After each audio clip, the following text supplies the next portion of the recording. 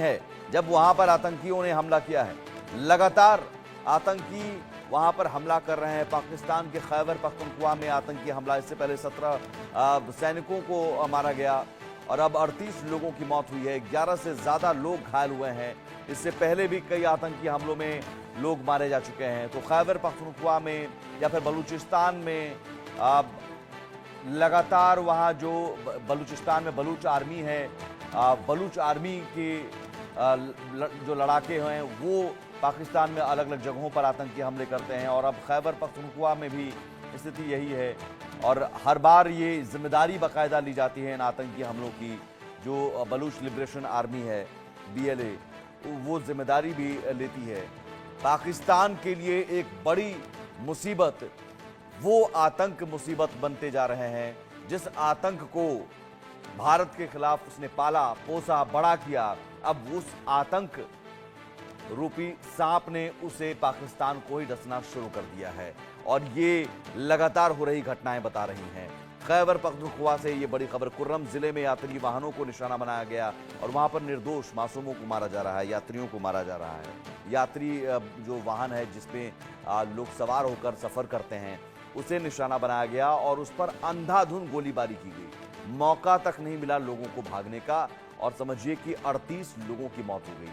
आप कहीं ना कहीं वहां उस बस रही होगी या जो यात्री वाहन उसमें बैठने की क्षमता रही होगी 50 लोगों की, 38 लोगों की अगर मौत हो गई और ये बताया जा रहा है कि 11 लोग घायल हैं, तो आप अंदाजा लगाइए कि 50 से 60 लोग वहां पर उस गाड़ी में बैठे होंगे, गाड़ी में बैठने की क्षमता होगी या उससे ज्यादा भी बैठे होंगे और वो कहीं किसी सफर पर जा रहे होंगे और अंधाधुंध फायरिंग की गई, उन पर अंधाधुंध गोलीबारी की गई और जिसमें लोगों को बचने तक का मौका या समझने तक का भी मौका नहीं मिला होगा कि आखिर क्या हुआ और 38 लोगों की मौत हो गई। पाकिस्तान फिर से दहल गया है और ये सिलसिला लगातार जारी है। हाल के दिनों में आतंकी घटनाएं पाकिस्तान में लगातार बढ़ती गई हैं। पाकिस्तानी सेना के जवानों को भी निशाना बनाया गया था इससे पहले और अब जाकर यात्रियों को निशाना बनाया गया है।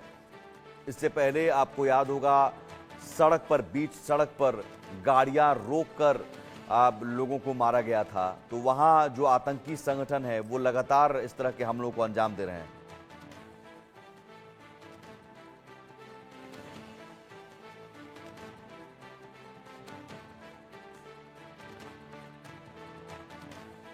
और कर्नल TP त्यागी हमारे साथ जुड़े हुए हैं इस खबर पर। आप कर्नल साहब, बहुत बहुत स्वागत है आपका। ये सवाल ये बनता है कि जिस आतंक को पाला पोसा कभी पाकिस्तान ने, उस आतंक रूपी सांप ने अब पाकिस्तान को डसना शुरू कर दिया और बुरी तरह से एक के बाद एक आतंकी हमले हो रहे हैं और एक के बाद एक हमलों में न सिर्फ यात्री मारे जा रहे हैं, आम लोग मारे जा रहे हैं, सैनिक भी मारे जा रहे हैं। जी बिल्कुल ठीक कह रहे हैं आप। अभी कुछ दिन में, एक दो रोज पहले ही उनके 17 सैनिकों को मार दिया गया था और उससे पहले दिन भी 8 सैनिकों को मार दिया गया था। और पाकिस्तान के पास गाड़ियां नहीं थी कि उनके कटे हुए सिर वाली लाशों को कैसे लेके जाएं, गधे पे लेके गए थे। ये तो उनकी इकोनॉमी का हाल है। और पाकिस्तान ने चाइना के जब इंजीनियर्स के ऊपर हमला हुआ था कराची के पास, तो चाइना ने वहां पे अपने ट्रूप्स डिप्लॉय करने के लिए कहा और पाकिस्तान उसके लिए भी कुछ नहीं कर पाया। उधर अमेरिका ने 40 से ज्यादा वहां के सांसदों ने लिख के दिया कि हमारे एम्बेसडर ठीक काम नहीं कर रहे हैं, इमरान खान की रिहाई होनी चाहिए, और शुरू हो गया है सिलसिला। पाकिस्तान कुछ नहीं कर पाया। उधर पाकिस्तान की असेंबली में एक अध्यादेश पास कर दिया गया कि जो रजिस्टर्ड ऑर्गेनाइजेशन है केवल वही POK में प्रदर्शन कर पाएंगे। इसके खिलाफ पिछले 2 दिनों से पाकिस्तान के POK में प्रदर्शन चल रहे हैं। वो चिल्ला चिल्ला के कह रहे हैं कि आर पार जोड़ दो, कारगिल गेट खोल दो। यानी कि इकोनॉमी खराब, राजनीतिक स्थिति खराब, आतंकी हमले। और आतंकी हमले एक जगह से नहीं जी।